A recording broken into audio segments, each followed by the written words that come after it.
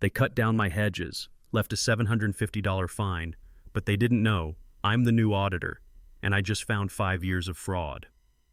I came home expecting a quiet evening, the kind where you kick off your shoes, pour a glass of iced tea, and enjoy the shade of your 6-foot hedges, grown carefully over the past 6 years. Instead, I found jagged stumps and a bright yellow violation notice slapped on my front door like a scarlet letter. Vegetation violation corrected. $750 landscaping fee applied, the paper read. My hands trembled as I held it, barely able to believe what I was seeing. Every Saturday morning without fail, I'd trimmed those hedges myself, 6.5 feet tall, exactly within regulation. They were more than landscaping.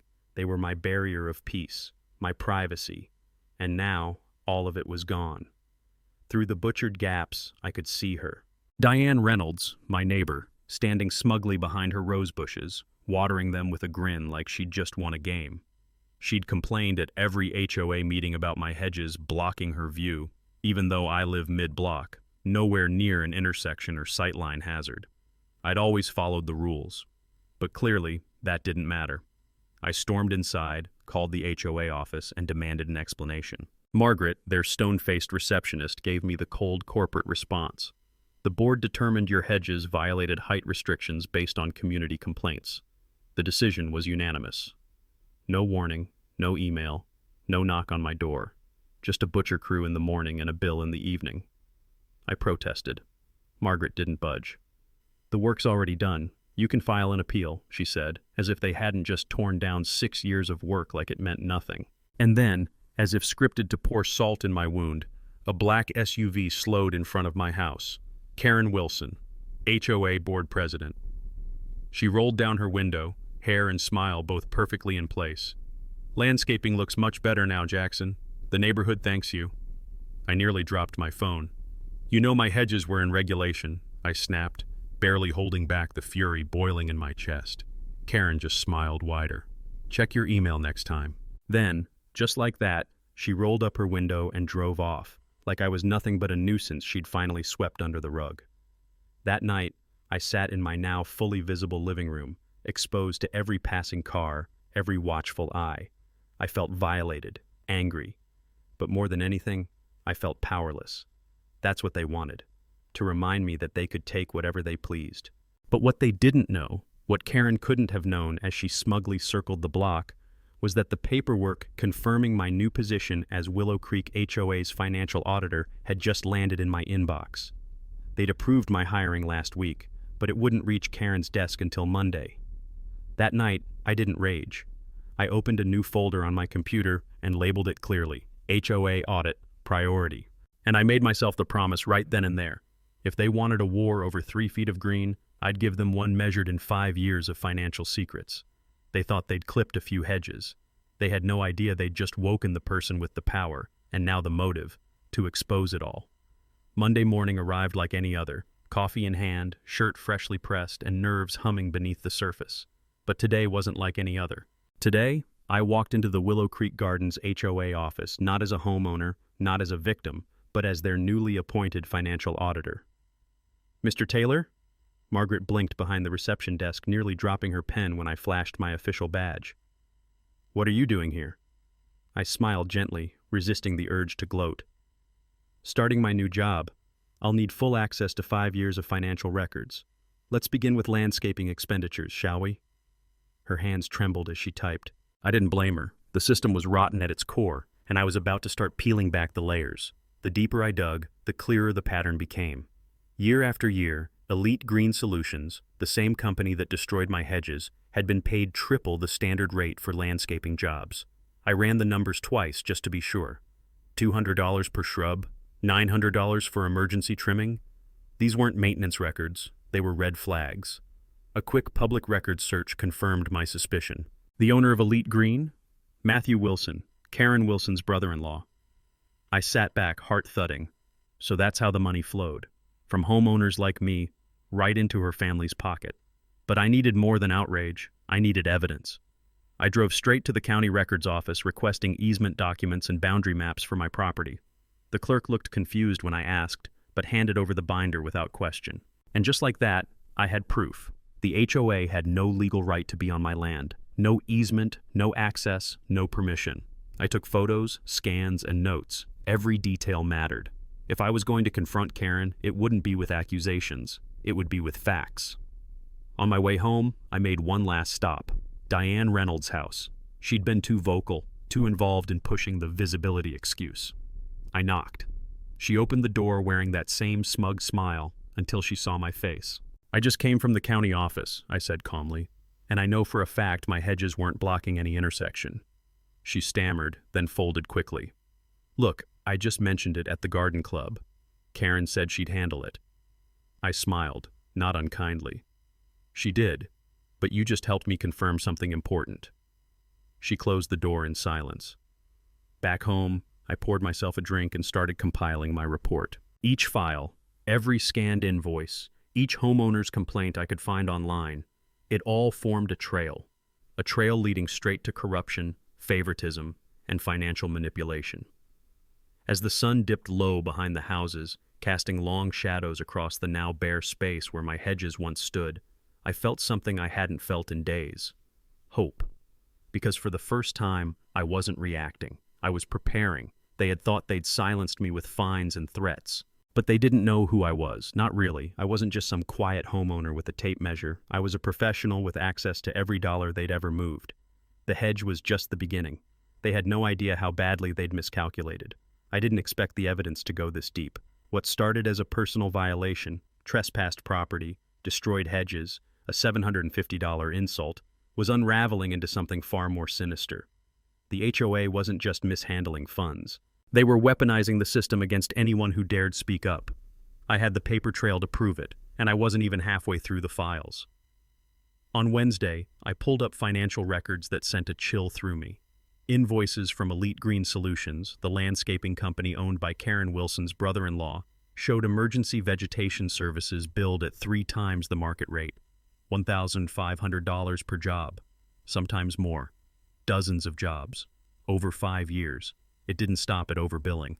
Looking closer, I noticed the pattern. These emergency landscaping orders always followed a dispute. Someone questions a fee, their hedges are cut. Someone complains at a meeting, their tree gets flagged as hazardous. And guess who pocketed the check? The Wilson family. It was corruption, plain and simple. But it got worse. As I compared financial records with community violation notices, the pattern sharpened. Selective enforcement. Friends of the board, no violations. Their properties were untouched. But those who voted against the budget increase last fall, 3 citations within 2 weeks.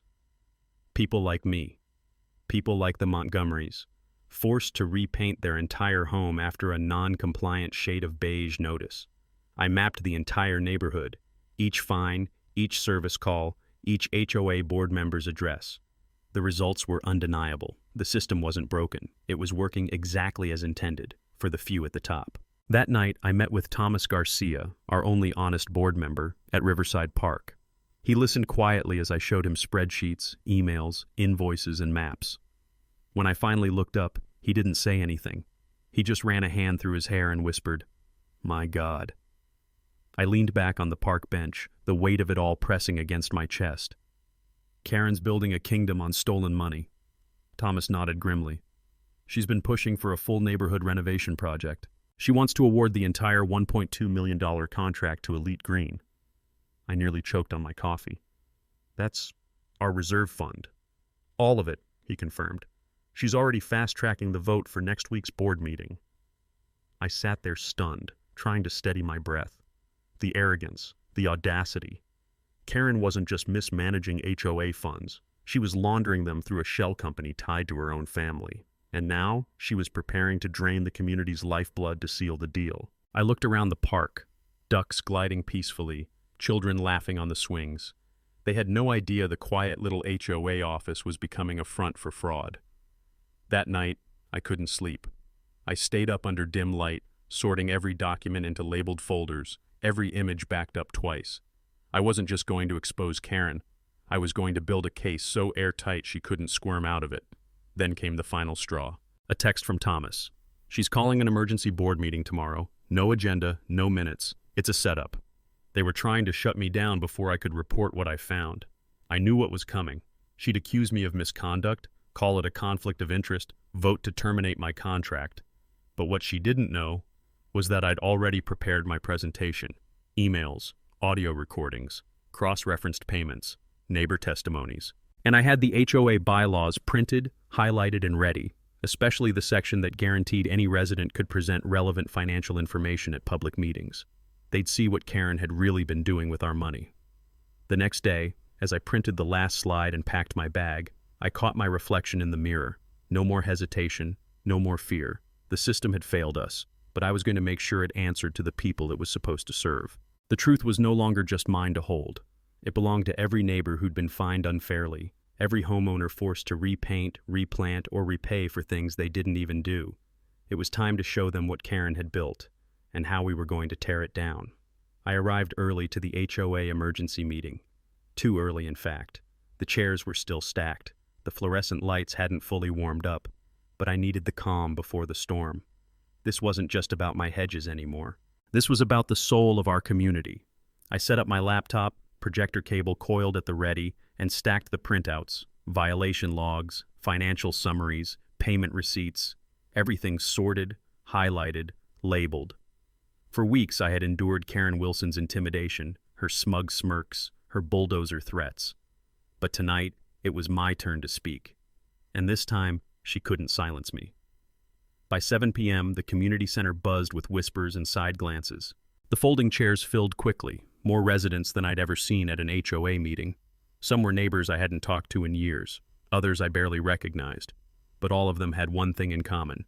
They were fed up. Thomas Garcia sat at the board table looking calm but wary. Karen, flanked by her loyal board allies, shuffled papers with the performance of someone trying to project control, but her grip on the agenda was visibly slipping. She tapped her microphone. This meeting is called to order. Tonight we address serious concerns about our financial auditor Jackson Taylor and the potential misuse of position for personal grievances. I stood. Point of order, I said clearly, holding up the bylaws. Karen blinked. Mr. Taylor, this is not your time to speak. Article 7, Section 3, I said, raising the highlighted clause for all to see. Any resident may present relevant financial information during public sessions. And tonight, what I have to share concerns every homeowner here. Thomas gave a small nod. He's within his rights. Karen hesitated, her smile faltering. Fine. You have 5 minutes. I walked to the projector, took a steadying breath, and clicked the remote. The first image appeared on the screen, a photo of my destroyed hedges, red violation notice taped to the door. This is what started it, but what I've uncovered goes far beyond my front yard. Slide after slide, I revealed a web of conflicts of interest, inflated contracts, and targeted violations. Elite Green Solutions, owned by Karen's brother-in-law, had received over $500,000 in HOA payouts, often for emergency landscaping that never happened. Gasps rippled through the crowd. I pointed to a chart. Homes belonging to friends of the board? No fines. But the rest of us? Hundreds of dollars for petty violations, many fabricated or enforced without due process. Karen's knuckles turned white as she gripped the edge of the table. These are misinterpretations, taken out of context. I clicked to the next slide. This is a direct email from Karen to the HOA manager, ordering immediate action against my property despite reports showing my hedges were compliant. She bypassed protocol, no vote, no notice, just vengeance. An older woman in the front row stood up with a cane. They fined me $300 for a rosebush that grew too tall, she said shakily. Meanwhile, Diane Reynolds built a whole gazebo in her backyard with no permits, and nothing happened. Voices rose from every corner of the room. People had questions. People had stories. People had wounds they'd hidden for too long. Karen slammed her hand on the table. This is a witch hunt. No, I said calmly. It's an audit. One this community has deserved for years. Thomas stood, holding up a motion. I propose a full independent forensic audit of all HOA finances and enforcement actions from the past 5 years. Seconded, someone shouted from the back. All in favor? Hands shot up across the room. Karen looked around, panicked. Her reign, founded on secrecy and fear, was crumbling in real time. The motion passed. Karen grabbed her bag and stormed toward the door, but I stepped aside just in time to meet her eyes. You said this was your neighborhood, I told her. But tonight, we're taking it back. She didn't answer. She didn't have to. The people had spoken. The night after the meeting, I barely slept. I kept replaying Karen's final words as she stormed out. "You've made a terrible mistake, Jackson." I knew what that meant. Retaliation was coming, and it wouldn't be subtle. At 6:15 the next morning, pounding on my door jolted me awake. I threw on a jacket, heart racing. Out front, I saw something that made my blood run cold, a bulldozer idling on my lawn. Karen stood beside it wearing a fluorescent safety vest and holding a clipboard like it was a sword. "Good morning," she said, not looking up. "We're conducting emergency infrastructure inspection." I stared at her, stunned. On my private property, without notice? "Our sensors flagged a major underground leak. Community resources at risk," she said with a sugary smile. "Standard procedure under emergency protocol." The crew behind her didn't look like city workers. No logos, no uniforms. Just guys in plain clothes avoiding eye contact. The magnetic sign on their truck looked like it had been slapped on 5 minutes ago. I grabbed my phone. "You're trespassing. I want to see the work order." Karen handed me a piece of paper. The document looked real, complete with signatures, but one name stood out: Diane Reynolds, acting secretary. Diane wasn't even on the board. As neighbors started to gather, drawn by the noise, I stepped forward. "You don't have the authority. You know it. This is harassment, pure and simple." Karen leaned in, whispering just loud enough. "Play stupid games, win stupid prizes. This is what happens when you embarrass me in public." I called Thomas. 10 minutes later, he arrived, breathless and furious. He scanned the paper. "This is invalid," he told the workers. "2 of these signatures are unauthorized, and protocol requires board-wide notification, including me. This is illegal." The crew exchanged glances. The foreman stepped back. "We were told everything was cleared," I pointed. "And why is your truck registered to Johnson Brothers Excavation when we contract with city utilities?" The crew leader nodded once, and within seconds they were packing up. Karen's face darkened. "This isn't over," she hissed. "You're going to regret crossing me." Then came the media. Thomas had alerted a local news station the night before. 2 vans pulled up just as Karen tried to leave. Cameras rolled as reporters approached. Karen ducked behind her clipboard and drove off, tires squealing. I gave my first interview right there on the sidewalk. This isn't about Hedges anymore. It's about corruption, retaliation, and a woman who thinks the HOA is her personal kingdom. That night, I reviewed every piece of data again. Emails, contracts, violation logs. I called in favors from former colleagues, tech-savvy friends, and a county clerk who owed me one. I wasn't just defending myself anymore. I was building a case. And then came the turning point.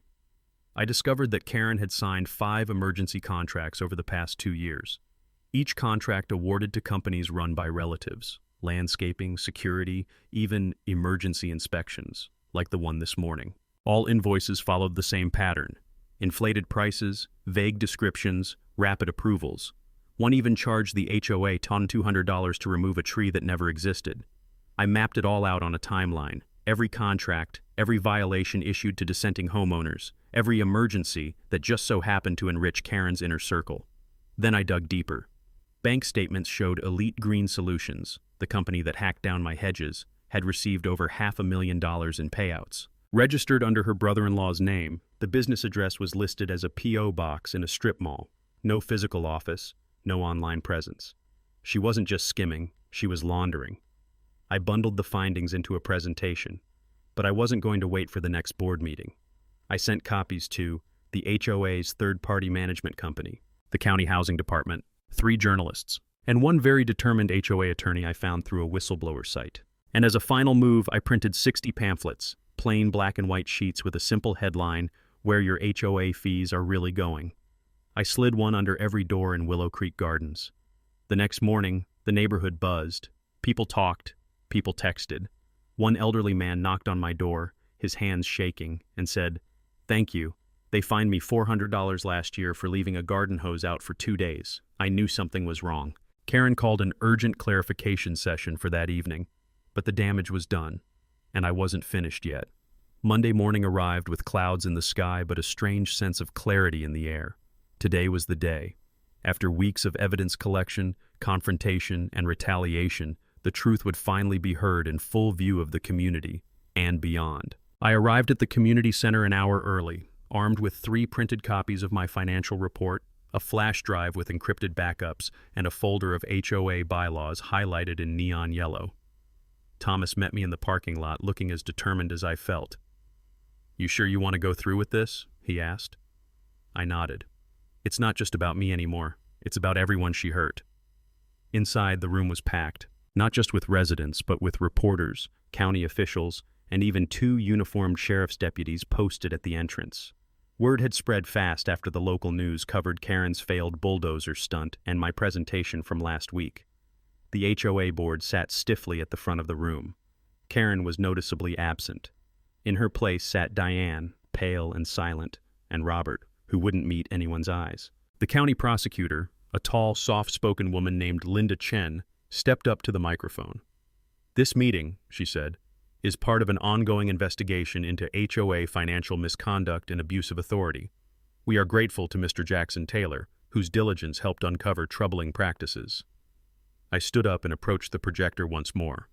The room quieted as I clicked through the familiar slides, this time officially. Each inflated invoice, each conflict of interest, each forged document was met with gasps or angry murmurs. But it wasn't until I displayed the timeline of fines that the mood shifted fully. Dates, names, amounts, and the stark contrast between enforcement against everyday residents versus the exemptions granted to board members and their friends. "Karen Wilson used this HOA like her personal ATM," I said, "and those of us who asked questions were punished." Linda Chen nodded and motioned for the deputies. "We have probable cause to believe criminal activity occurred under her leadership," she said. "We've already issued warrants for Karen Wilson and Matthew Wilson, owner of Elite Green Solutions and Karen's brother-in-law." A murmur spread across the room like wildfire. "Effective immediately," Chen continued, "this HOA board is suspended pending further legal review. A temporary management team, including 3 independent auditors and 2 resident representatives, will oversee financial operations and homeowner appeals." It was the most beautiful sentence I'd ever heard. People clapped. Some cried. Mrs. Jenkins whispered, "Finally," as she wiped her eyes with a floral handkerchief. But the most powerful moment came next. Thomas stood and proposed a motion to refund all HOA fines levied over the past 2 years unless justified by clear, lawful documentation. The room erupted in unanimous applause. "Seconded," a dozen voices echoed. Mrs. Gonzalez, whose rose bushes were once marked as hazardous, hugged me on the way out. "You didn't just stand up for yourself, you stood up for all of us," she said. In the days that followed, everything changed. Karen was arrested at her vacation home in Palm Springs. Diane stepped forward with a full confession and agreed to cooperate. Thomas was voted interim board chair and immediately froze all questionable vendor contracts. Homeowners began to step out of their homes with a sense of relief. For the first time in years, neighbors spoke freely at town hall meetings.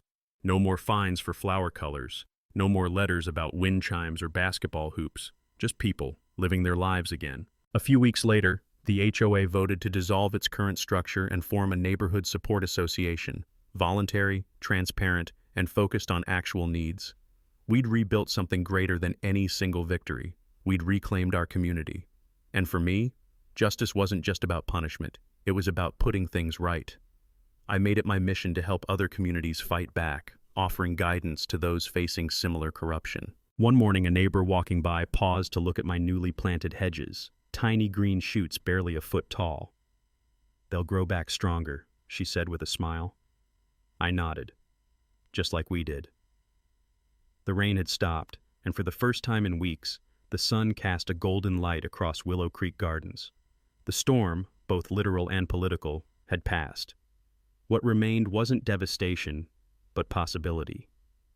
My new hedges, no more than ankle high, lined the edge of my yard. Fragile yet firm, they stood as quiet symbols of what we'd lost and what we were building back.